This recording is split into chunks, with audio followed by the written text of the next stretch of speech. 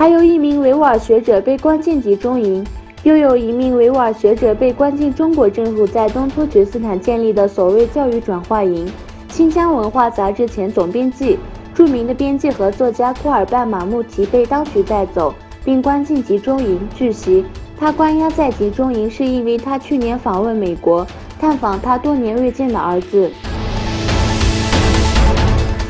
集中营饮食条件很恶劣。据报道，中国在东突厥斯坦建立的集中营饮食条件恶劣，若抱怨将受到惩罚。在集中营任职的1名警察接受电话采访时证实，他所在的中心关押200多名维吾尔人，包括老人和儿童，有15岁到70岁的不同年龄的人。他们每天吃3顿饭，每次只能吃1半碗食物。如果抱怨或询问食物是否清真，会受到严厉惩罚和酷刑。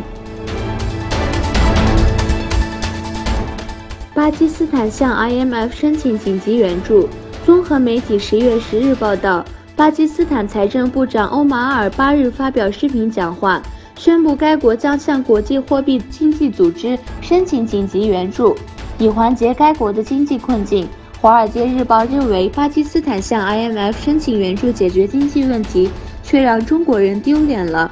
《华尔街日报》把巴基斯坦比喻成“一带一路”的旗舰国，中国全球基建计划的一个橱窗，还说巴基斯坦获得 IMF 出手相救，那就是在丢中国的脸，因为“一带一路”的项目肯定会因此受挫。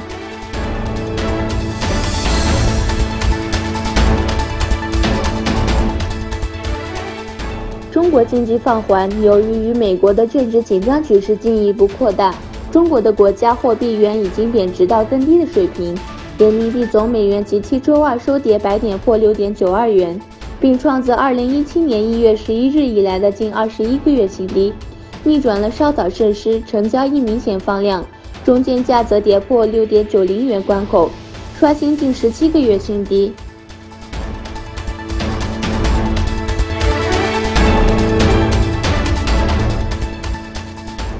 俄罗斯不可能重返欧洲议会。欧洲议会全体会议已将被视为俄罗斯回归欧洲议会企图的一项决议草案退回给欧洲委员会。因2014年军事占领克里米亚，俄罗斯在欧洲议会的投票权受被剥夺。在斯特拉斯堡举行的欧洲委员会议会全体会议讨论了有关投票权的决议草案。